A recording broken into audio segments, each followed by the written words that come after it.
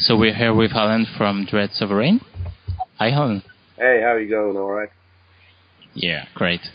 So you're a vocalist and bass player inside the band, and the first album has been released in March for Van Records, and it is called All Heirs Martyrs. Yeah. First of all, how could you present Dread Sovereign for people who don't know the project yet?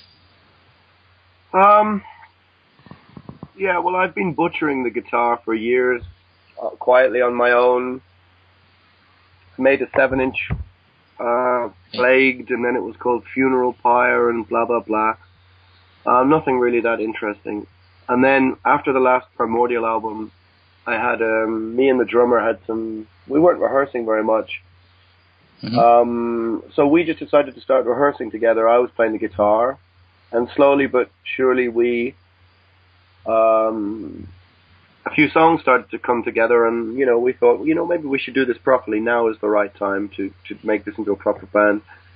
So we found a skinny little punk guy called Bones, and, it came together pretty quick. We've only been playing together for like 20 months.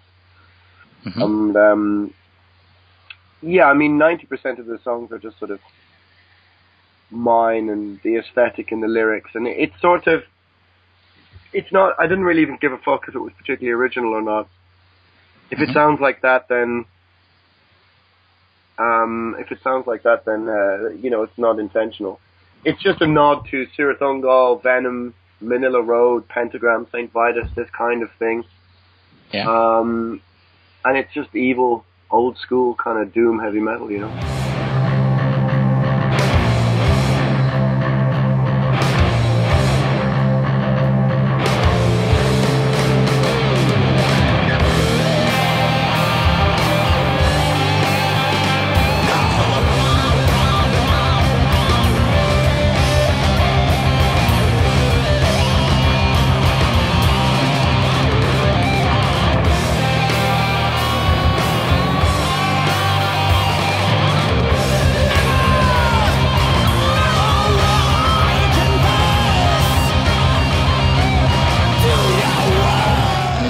I like a lot the sound of the first album because there is this old school feeling, Yeah. And we could almost feel that the band is playing inside the living room. It's very surprising. Was it what you tried to obtain during the recording process? Yeah, of course. This is almost exactly what it sounded like in my head. I wanted very big, open, live drums, a huge rumbling, dirty, filthy bass tone, spaced out guitars, at sometimes a little bit of an influence from 70s Hawkwind style space rock, but all underpinned with this nasty sort of tone, like we just played together in a room. I didn't compress things, I didn't roll off the bass tone. All the sounds bled into each other, so you can hear bass on the bass drum mic, and I don't give a fuck about that kind of stuff, it's supposed to sound that filthy and that ugly, but not in a shitty, lo-fi, recorded on a laptop way. I mean, we did it properly, Okay. The songs from this album smell of profound despair to me. Is it what you tried to express through it, and do you wanted to express specific emotions? No, it's not the same thing as Primordial, it's not. Yeah. It's not an emotionally engaging record in the same way. It's not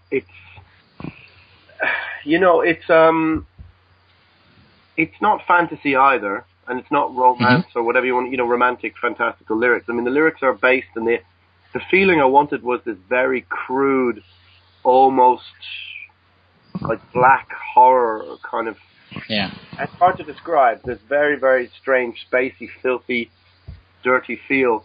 But I mean, the lyrics a lot of them are about the Cathar rebellion in the 13th century, and they're about historical blasphemy, and like they're rooted in fact, but they're not about my emotional relationship to anything, like with Primordial. So I don't know whether you could call it sort of emotional in the same way, but yeah, I mean, there's obviously this music doesn't come from nowhere, and you don't make a song like Spear of Longinus or something if that's not how you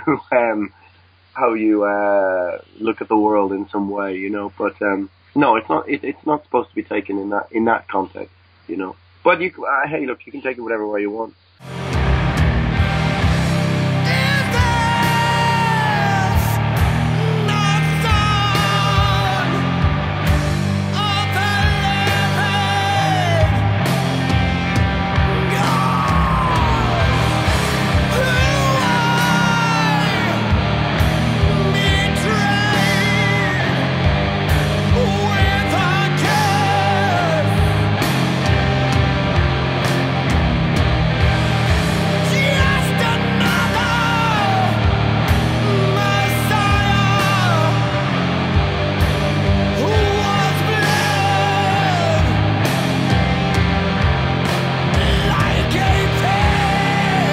I think, in fact, that the music of a band is between different styles and different worlds.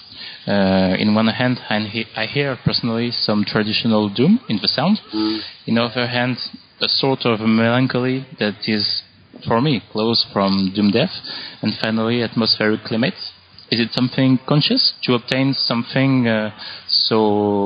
with so many ideas and words? Not really. I don't really care, to be honest. It just all I wanted to do was to make it this. I knew I had a vision which was a sort of sepulchral, obscure, dark sounding heavy metal. Not. I mean, it's tuned down from 80s heavy metal. It's tuned down to C, which is more like Neurosis and stuff. So that's where this extra heaviness, this tone comes from. I mean, it is deathly serious on the one side, but it also takes its cue from early 80s metal. It's just, maybe some of it does sound like, I mean, there's an influence of old Masters Hammer, very early Rotting Christ, like Satanus, Tedium, Passage to Arturo, Rotting Christ, in some of my writings. That's some of my favorite early Samael, I think, is even in there. Medieval Prophecy, Worship Hymn style, these, from in the bass riffs, you know, then it's up to the Bones to do all his bits on top. He's more of a 70s rock guy, so he takes this tone somewhere else, you know. But I don't know. I don't really second guess myself. I just write these things that I write, and if they sound like that, that's the way they sound, you know. I mean, we're going to make maybe a 7-inch next, and I think the 2 songs will be more like up-tempo, new wave of British heavy metal style. Heavy, you know. Who knows? Okay. And in fact, the album seems into very unholy and satanic thematics, which is pretty unusual according to the ones from your other projects.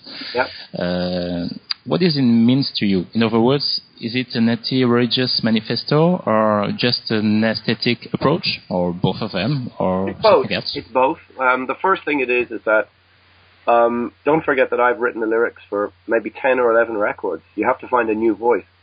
Dread Sovereign needed this other singing voice, and to go with that voice was a new aesthetic, a new lyrical approach. And being a sort of black metal kid, I of course, grew up with I suppose some sort of relationship to what we can consider Satanism or Luciferianism, and the references in the album are not meant as fantasy or a sort of, black humor. They're very real, in the sense that they're almost celebratory.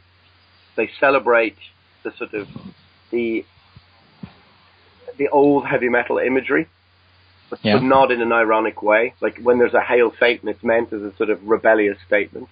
And it's also something very unusual for me to do, which I have to be conscious of, is that nobody expects the singer from Primordial to be making this album, which is full of references to the Cathar rebellion and, crucifying Christ and Satan and this and that and the other.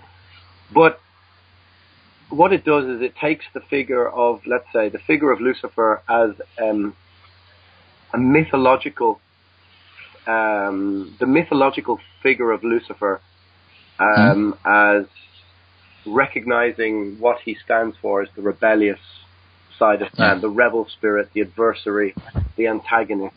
Not for a moment, personally, do I think any of these things exist. It's more of a mythological identification and a focus for your, I would have said when I was 19, a focus for your energy.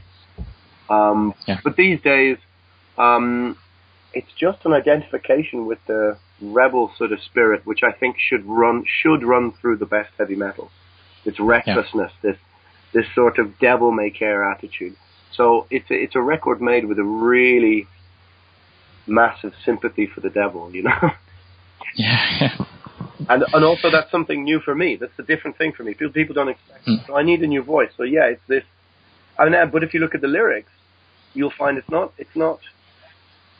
fantasy or anything like this at all. I mean, they're quite serious, you know. So, but definitely this is a new thing, a new angle. So yeah.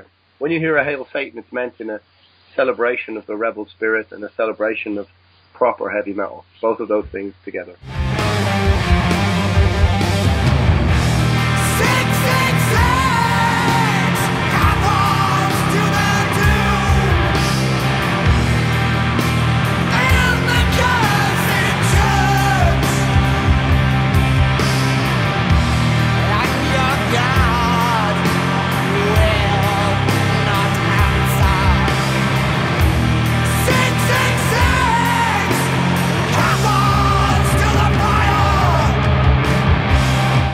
And in fact, the Satanic or Luciferian thematic on the album stands to me as pure humanism to me.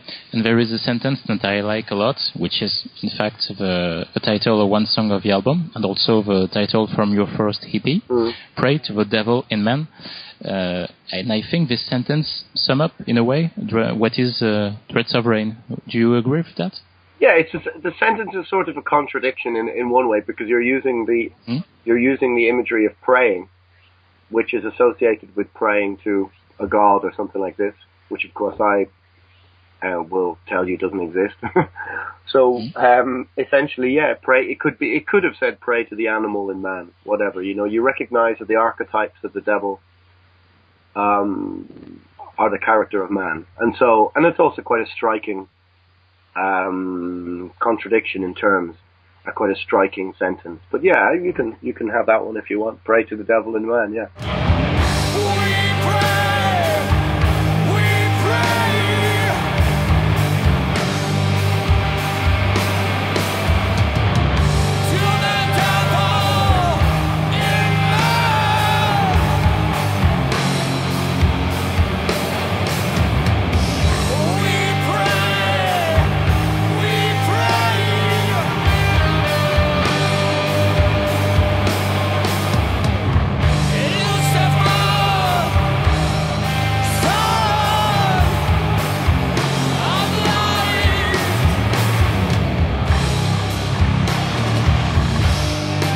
Threats of Rain is already passing up and down live stages. How would you describe a live performance from the band, and how do you feel playing and singing such music on stage? Yeah, I'm getting better at it. I'm the bass and the singing is coming on. I would describe it as a bit reckless. I mean, it's raw. It's sometimes there's mistakes and fuck ups, and I'm really like a bad guitar player playing the bass. But it's all done with a very kind of fuck you attitude. And yeah, so far so good. The shows, we just played in Denmark, we played in Germany and Belgium so far, and we're going tour later in the year with Procession, and I'm really enjoying it now. It's a different discipline than Primordial. It's also, now that I've relaxed into playing the bass and singing, and yeah, I'm enjoying it. It's good. It's just, obviously learning about stuff like tone and all this kind of stuff playing live with the bass is a new thing for me, but so far so good. People seem to like our sort of reckless attitude, Yeah. Like, which is good. That's exactly what I wanted. Okay. It seems that you're a huge music lover and a metal lover, in fact, and I wonder where the roots of Dread Sovereign stand. So, how was born the band, and is there some particular bands which influence this project? One or two bands, who are most important to you? Yeah, I sort of answered that already, but yeah, I mean, the best,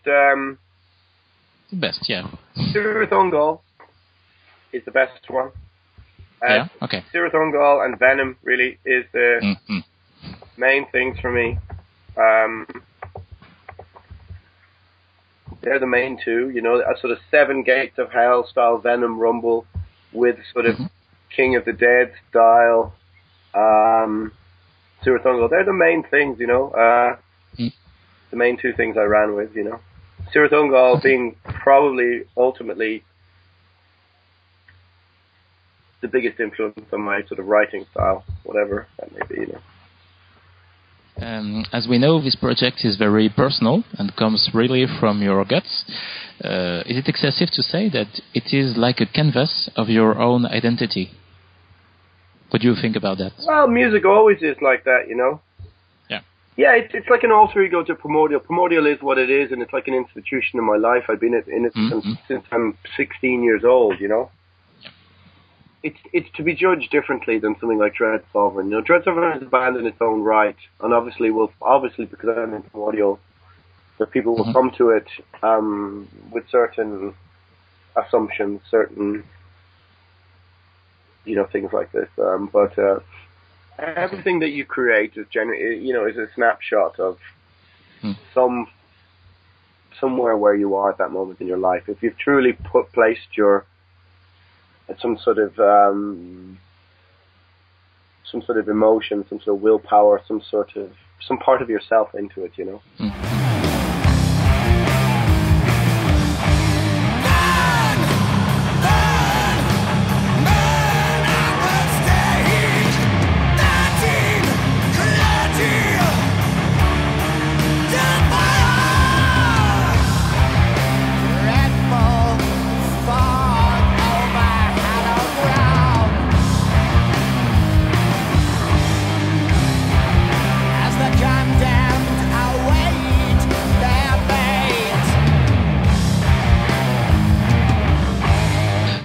In 2000, you said in the booklets of Primordial's Spirit of a Flame, an Irishman's history is a litany of tragedy, and I firmly believe the earth of our land is sodden with the blood of tragedies. According to such opinion, would you qualify Dread Sovereign as a true Irish project in its emotions? Well, I suppose so. It's got 3 Irishmen in it. It sounds fairly tragic to me. I don't think you can judge Dread Sovereign on something I wrote with Primordial in mind 15 years ago. But yeah, I mean, we're 3 Irish guys. I mean, it's still me writing and singing or whatever, So it's obviously got some part of me in it, Yeah, and in fact, are there some Irish bands with which you feel close in regard of Dread Sovereign, Doom or not? Yeah, I mean, there's lots of new bands coming up from here that are worth a listen. You've got, you've got Zom, you've got Malthusian, you've got the old guard like Morning Beloved and Ourselves and things like that. But there's new people coming up, There's new bands popping up all the time, I couldn't exactly tell you where you should go anymore to find out about them. I suppose Metal Ireland Forum is the best place, but I don't really go there anymore. Forums have been kind of killed off by social networking, I guess. It's hard to say. I never really felt that much a part of. Again, I'm like an institution in the scene here, but Primordial always kind of stood a little bit apart from. We always decided to do our own thing and abroad and not really pay that much attention to what was going on here, Okay. With Dread Sovereign, was more concentrated on making the best record that I could and the odd shows in Germany and Belgium and stuff like this, and you know, things happening abroad and that, you know, not really that, you know, strange. You know, I've been here for so many years that Okay. And you know, in France, we have a very interesting doom scene with names such as Ataraxy, Funerarium, Fatumalism, Monos. Did you have the opportunity to listen to it? I know the first one, Ataraxy. Ataraxy, yeah. Yeah, I know the other ones. I do keep up with a lot of new bands. Yeah. The funeral doom kind of thing. I mean, we just played it Heavy Days, so I mean, and I was at Roadburn before, so you know, the last couple of weeks I've seen some really interesting new bands. I mean, at least new for me, and got to check out some stuff like Oranzi, Pazuzu, The Body, Tyranny, Loss, you know, this kind of stuff. And yeah, we saw Skepticism and Abysmal Grief, and so you know, yeah. There's sometimes there's just such a deluge of new music out there, you know. It can be hard to keep up with, you know, the time to go, and you go on a YouTube journey, like even just sometimes I was there looking around, I saw the band played Heavy Days called Glitter Wizard, you know, this kind of cool, crazy, you know, Hammond organ driven band from San Francisco, and all of a sudden a dozen bands I never fucking heard of, and then I ended up buying a Yuri Gagarin record off the internet. You know, like you can just go on a journey like that, and all of a sudden 2 or 3 hours later you bought like 3 vinyls or something you never heard. There's so much good music out there, but it's nearly all existing below the mainstream. The mainstream is just of heavy metal right now is just a terrible, turgid, dull, boring place, and then bubbling underneath it are all these fucking great bands, you know. Yeah. Very strange. I know this next question is very ordinary, but whatever. Do you have plans to do more live shows with Threats of Rain and maybe some ceremonies in France soon? Yeah, well, it really depends what we've been offered. We got Daniel from Killtown, who also runs Heavy Days, booking us now. You know, if people read this or listen to this and want to book a show, we're only a 3-piece, quite willing to travel and play for very little. Yeah, you know, it's you know, Dread Sovereign is not going to be a particular, like a money maker or something like that, you know. We're just looking to play shows here and there and just try and get out and have a few different experiences. Yeah, I think after the summer, because I think most of the summer festivals now are pretty full. So I think we'll do this tour at Procession in October. Yeah. And we'll just see what happens, you know. Okay. Maybe next year at the Hellfest, for example. Who knows? I don't know. Dread Sovereign quite exists in this small little bubble so far. You know, we're really happy to be on band records, and it's not it's not my aim to do all those kind of things. If it happens, it happens. You know, I'm not going to be, you know, I'm not going to be cut up if Dread Sovereign doesn't stand on all these big stages. Like I do that with Primordial anyway, you know. So we'll see what happens, you know. I can't really say much other than if the offer's right and the timing is right, yeah, we'll do it. Well, this is already the end of this interview. All right, man. So, is there a doomed word or a doomed idea you would like to express to the world? I don't know. I don't know. Well, we're fucking doomed anyway, no matter whether you listen to Dread Sovereign or not, right? You know. You know, I don't know. I mean, I think by now people will have made up their minds whether they're going to try and listen to it or not. You know, you might be surprised if you've got something against Primordial. You know, you might be surprised that this is more your thing. You know, but who knows? You know, life is short. Life is fucking short. Acta non verba. You know, action not words. That's the way I look at it. You know, why not? Not why. So we're just going to keep creating, and you know, do whatever we can to stave off the impending doom. Okay. Well, thanks a lot, Alan, for your time, and thanks for Dread Sovereign, in fact. Yeah, no. And I hope we'll chat soon. Yeah, all right, man. Thanks a lot, Alan. Take it easy, Chief. Take it easy. Thanks.